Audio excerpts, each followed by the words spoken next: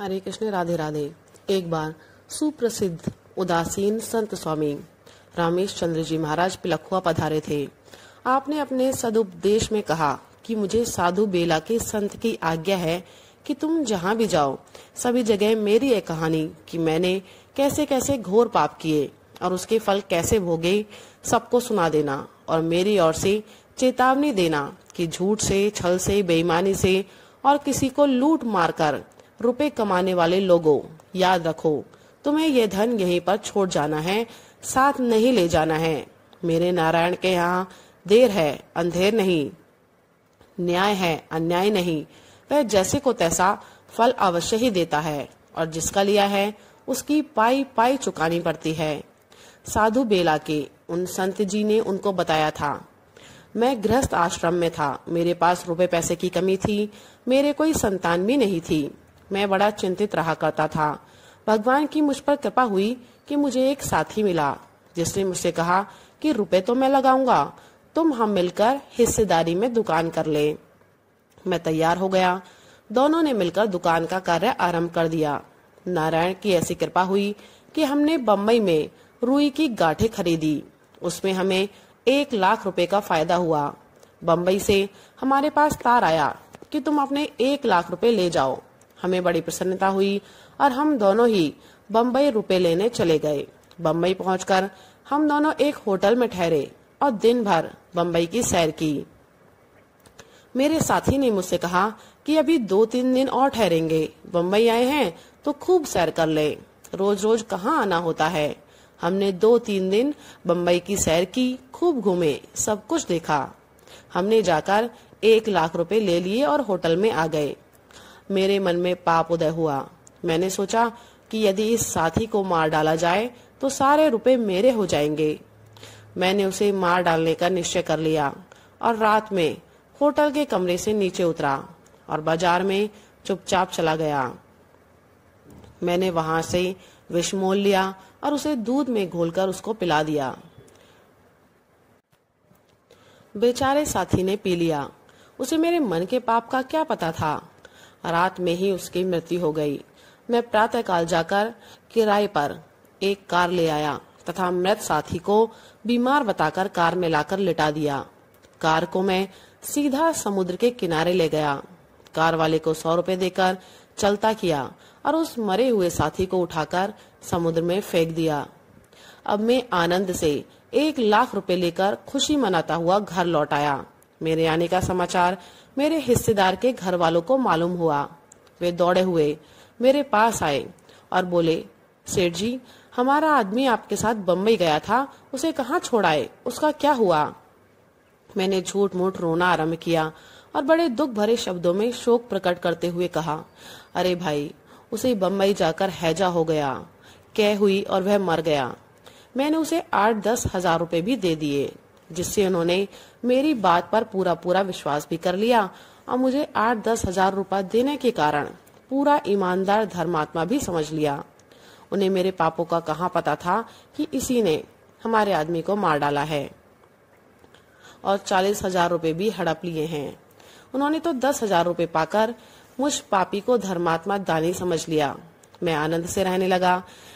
चैन की वंशी बजने लगी। मेरे संतान नहीं थी।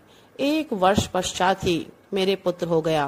अब तो मैं बड़ा प्रसन्न हुआ और मैंने मन ही मन कहा कि मैंने हिस्सेदार को मारकर बड़ा अच्छा किया। मेरे पास रुपए भी खूब हो गए और अब मेरे लड़का भी हो गया। मैं लड़के को लाड़ प्यार से खिलाता हुआ सुख से दिन बिताने लगा। धीरे धीरे लड़का बड़ा हुआ, उसकी शिक्षा शुरू हुई और अंत में उसे मैंने इंग्लैंड पढ़ने भेज दिया। लड़का विवाह योग्य हो गया, इंग्लैंड पढ़ने गया और इस बात की चारों ओर धूम मच गई। चारों ओर से बड़े बड़े घरानों के सेठ लोग शादी के लिए आने लगे। कोई 20 हजार रुपए देने की बात कहता तो कोई 50 हजार पहले देने को कहता। मुझे पूरा विश्वास हो गया कि 1 लाख रुपए तो सगाई में ही मिल जाएंगे, बाकी के विवाह में अलग रहे। लड़का विलायत से पढ़कर आया। एक दिन मैं रात में सिनेमा देखने गया। रात में ही उसे बुखार हो गया। मैं बहुत घबराया। मैंने बहुत बड़े डॉक्टर को बुलवाया और उसे दिखाया। डॉक्टर ने कहा, सेठ जी, चिंता की कोई बात नहीं है, ये रात में जागा है ना, सोने के कारण बुखार हो गया है, जल्दी उतर जाएगा। उसने दवा दी, चला गया। सुबह देखा तो 104 डिग्री बुखार था। अब तो मैं बहुत घबराया। उसके बाद देखा तो 106 डिग्री बुखार हो गया। मेरे होश गुम हो गए। मैंने शहर के बड़े बड़े सभी प्रसिद्ध डॉक्टरों को बुलवाया और लड़के को दिखाया।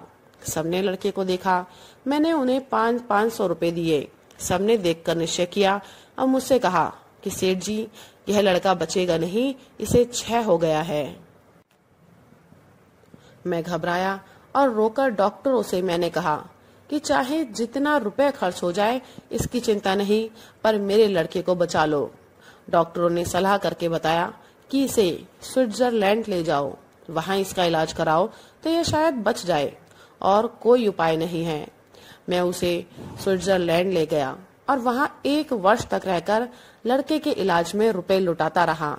अंत में 1 वर्ष पश्चात वहां के डॉक्टरों ने भी जवाब दे दिया और मुझे अपने पास बुलाकर कहा कि तुम्हारा यह लड़का कुछ ही दिन और जिएगा, बाद में मर जाएगा, बचेगा नहीं। तुम चाहो तो मरने पर यहीं फूंक देना और चाहो तो अपने देश ले जा सकते हो।